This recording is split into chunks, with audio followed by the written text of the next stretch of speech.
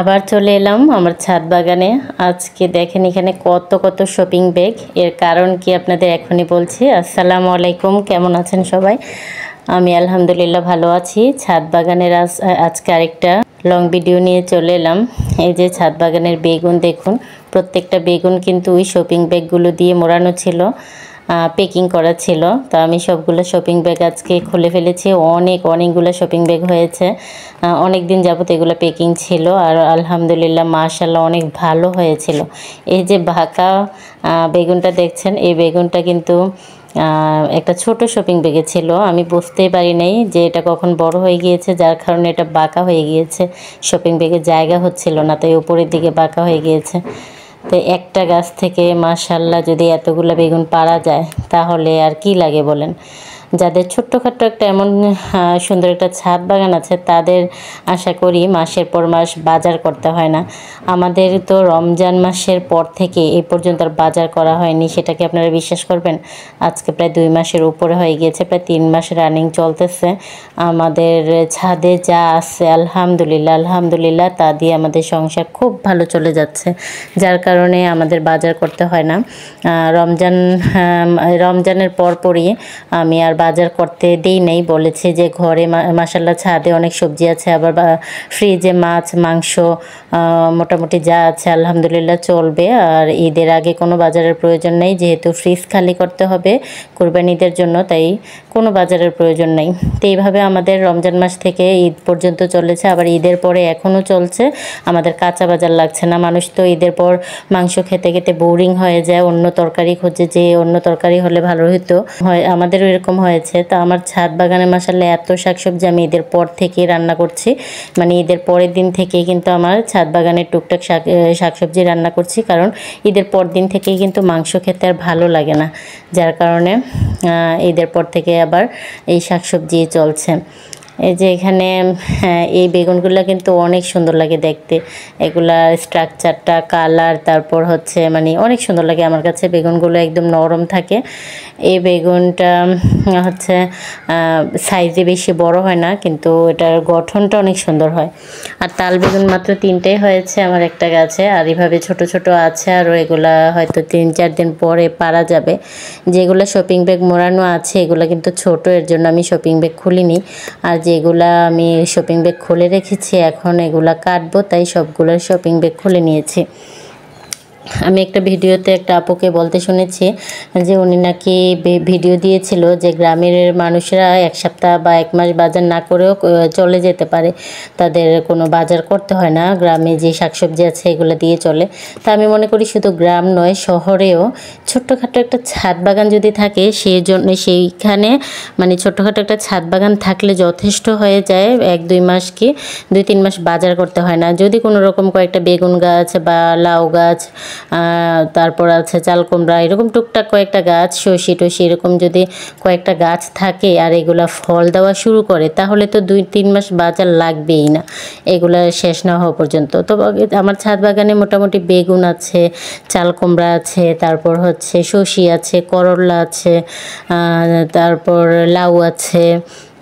তো এরকম তাল বেগুন, বড় বেগুন, এরকম যদি কিছু শাকসবজি থাকে, আবার আছে পুঁই শাক, কলমি শাক, আমার তো সবগুলো নাম মনেও থাকে না। তো এত শাকসবজি থাকার পর কি প্রয়োজন বাজার থেকে আনার বলেন তো? কোনো প্রয়োজন নেই। এই যে বেগুন গাছটা মাশাআল্লাহ, আমার ছাদ বাগানের সবচেয়ে প্রথম বেগুন গাছ এটা থেকে আমি এর আগে অনেক বেগুন খেয়েছি। মাশাআল্লাহ কি বলবো, এখনও এত পরিমাণ বেগুন। আজকে দেখুন শপিং ব্যাগে, আরও শপিং ব্যাগে আছে যেগুলো দেখা যাচ্ছে শপিং ব্যাগে মোড়ানো, এটার মধ্যে আরও আছে, ওগুলোর মধ্যে ছোট ছোট। আর যেগুলো শপিং ব্যাগ থেকে খুলেছি আমার প্রত্যেকটা গাছের তুলনায় সবচেয়ে বেশি বেগুন হয়েছে এই গাছে। মানে এখন যে বেগুনগুলো পেরে আসলাম সবগুলা গাছের, ওইগুলার সবগুলো একসাথে যে করলে যা হবে আমার এই একটা গাছের বেগুন তা হবে। মাশাআল্লাহ কি বলবো, অনেক ভালো হয়েছে। এই বেগুন গাছটাতে আমি অনেক বেগুন পেয়েছি। তো আজকে আমি মনে হয় প্রায় 2-3 কেজি তো হবেই বেগুন পেয়েছি। এই যে দেখুন এত এত বেগুন। তা আমার ছাদ বাগানে মাশাআল্লাহ অনেক শাকসবজি আছে, যার কারণে আমাদের 2-3 মাস অলরেডি এইভাবেই চলছে বাজার ছাড়া। সেটা কেউ বিশ্বাস করবে কিনা আমি জানি না। আর বাজারে মনে করেন আমার ছাদ বাগানে কিন্তু সব নেই, আমার ছাদ বাগানে কিন্তু সব নেই। যেমন যেমন মূলা নেই, বাঁধাকপি, ফুলকপি, তারপর হচ্ছে গাজর আছে, এগুলো এখনও বড় হয় নাই। তারপর ধনিয়া পাতা, তারপর হচ্ছে এখন বর্তমানে যে টমেটোটা বাজারে পাওয়া যায় সেই টমেটো নাই আমার ছাদ বাগানে। তো এরকম অনেক কিছু নাই, কিন্তু যেগুলো আছে, যে সবগুলো আছে এগুলা দিয়ে অলরেডি আমাদের অনেক দিন চলে যাচ্ছে, অল্প অল্প করে মাশাআল্লাহ অনেক দিন চলে যাচ্ছে। তো সবাই দোয়া করবেন যেন এরকমভাবে সময় কাটাতে পারি। বাহিরে অন্যদের সাথে আড্ডা দিয়ে সময় নষ্ট করার চেয়ে আমি মনে করি এরকম ব্যস্ত জীবন কাটানোটাই অনেক ভালো। সংসারের পাশাপাশি অন্য কাজে নিজেকে ব্যস্ত রাখা আমি মনে করি সবচেয়ে ভালো। আর আল্লাহর দিকে তো ব্যস্ত থাকা আরও ভালো। তারপরও আমি মনে করি যে আল্লাহ বলেন আর নিজের সংসারের কাজ বলেন, এগুলা সামলিয়ে যে কোনো কাজেই ব্যস্ত থাকাই ভালো। শুধু শুধু মানুষের সাথে বসে আড্ডা মারাচ্ছে এরকম ব্যস্ত লাইফটাই অনেক ভালো। তো এই যে একটা গাছে দেখেন কি পরিমাণ বেগুন, এখানে আমার সবগুলা বেগুন আমি সাজিয়ে রেখেছি। এখানে একটা চিংড়া, দেখুন এই চিংড়াটা কখন যে হয়েছে আমি দেখিই নাই। এর আগেও একটা চিংড়া আপনাদের দেখিয়েছি, এই গাছেরই কখন হয়েছিল আমি দেখিনি, ওটাও নষ্ট হয়ে গেছে। এটাও দেখুন পোকা কিন্তু ছিদ্র করে ফেলাইছে। আমি আর এটাকে প্যাকিং করার প্রয়োজন মনে করতেছি না, এটা হয়তো নষ্টই হয়ে যাবে। তো এখানে দেখুন মাশাআল্লাহ কতগুলো বেগুন হয়েছে, আমি গুছিয়ে নিয়েছি, এর জন্য এখন কম কম দেখা যাচ্ছে। আর 3টা তাল বেগুন হয়েছে, আরও কিন্তু আছে ছোট ছোট।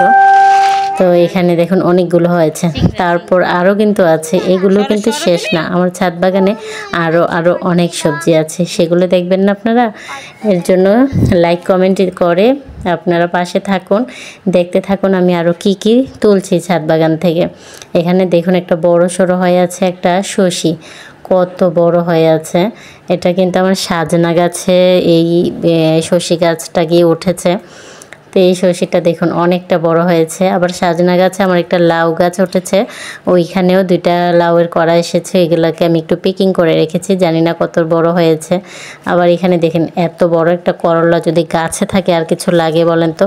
এই একটা করলার সাথে একটা আলু দিয়ে যদি ভাজি করা যায় অথবা বোটের ডাল দিয়ে যদি রান্না করা যায় তাহলে আর কি লাগে, এর চেয়ে বেশি কিছু আর লাগে না আমার মনে হয় না।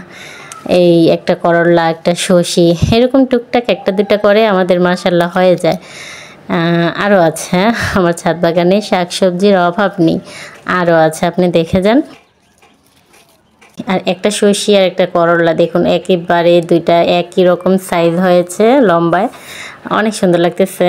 বাজার থেকে এরকম লম্বা করলা কিন্তু কিনে আনে, আর আমার গাছে হয়েছে মাশাআল্লাহ। আর এখানে দেখেন একটা ডাটা, মাশাআল্লাহ কতটা সুন্দর দেখাচ্ছে, এটাকে লাল বর্ণের, আবার সাইজটা অনেক সুন্দর হয়েছে। পেকে যাওয়ার আগেই ভাবছি এভাবে যদি তোলে নিই তাহলে খেতে ভালো লাগবে, নরম হবে। একদম পেকে গেলে কিন্তু কেমন লাগে, আমার কাছে এত একটা ভালো লাগে না, আশ্বাস মনে হয়। তো এই ডাটাটা তুলে নিচ্ছি, এর সাথে আরও অনেক ডাটা তুলেছি। এই ডাটা দিয়ে আজকে মাছ দিয়ে রান্না করব, আজকে অনেক দিন ধরেই ভাবছি ডাটা রান্না করব। তো সবগুলো তুলব না, আরও কিছু রেখে দেব যেন কিছু সংখ্যক ডাটা পরবর্তীতে আরেকবার রান্না করা যায়। দেখেন কত বড় হয়েছে ডাটাটা মাশাআল্লাহ। আর সাইজটা বেশি একটা মোটা আর আমি করিনি, যেতটুকু হয়েছে আলহামদুলিল্লাহ ভালো হয়েছে। কি ভাবছেন এখনই চলে যাবেন? না, এখনই চলে যাওয়ার কোনো সুযোগ নেই, আরও আছে আমার ছাদ বাগানে, আরও অনেক ডাটা আছে। ওটা ছিল লাল ডাটা, আর এটা হচ্ছে সাদা ডাটা, যেটাকে পুষা মাইল্লা হয়তো বলা হয়, এটা হচ্ছে সাদা। আরও আছে আমার ছাদ বাগানে, আপনারা একটু অপেক্ষা করুন, আরও দেখতে পাবেন। মানে অনেক ডাটা আজকে তুলেছি, ধরতে গেলে অনেক সবজি তুলেছি। বেগুনে তো অনেকগুলো হয়েছে, আপনারা অলরেডি দেখেছেন। আর এখানে ডাটাও মাশাআল্লাহ অনেকগুলো হয়েছে। তো আজকে আপনাদের এই যে হচ্ছে আমার সব ডাটা তোলা শেষ। তারপর হচ্ছে বেগুন, করলা, শসি, তাল বেগুন এত এত তরকারি, এত তরকারি থাকলে আর কি লাগে বলেন। আমি বেগুনগুলো অলরেডি নিজে কিছু ভাজি করেছি, আর দুই জায়গায় দুই জায়গায় ভাগ করে দিয়ে দিয়েছি। তারপর ডাটাগুলো আমি নিজে কিছু রান্না করেছি, আরেক জায়গায় দিয়ে দিয়েছি। তারপরে দোয়া করবেন, সবাই ভালো থাকবেন, সুস্থ থাকবেন। আর এই হচ্ছে আমার ডাটা রান্না করেছিলাম আলু দিয়ে আর টমেটো দিয়ে, মাছ দিয়ে রান্না করেছিলাম, আর বেগুন ডিম দিয়ে ভাজি করেছিলাম। এই হচ্ছে আজকে আমাদের ছাদ বাগানের তরকারি ছিল। আপনারা সবাই দোয়া করবেন, ভালো থাকবেন, সুস্থ থাকবেন। আর ভিডিওটা কেমন হয়েছে অবশ্যই জানাবেন। আর যদি বেশি ভালো লেগে থাকে অবশ্যই প্রিয় মানুষের কাছে শেয়ার করে দিবেন। ওকে, আল্লাহ হাফেজ।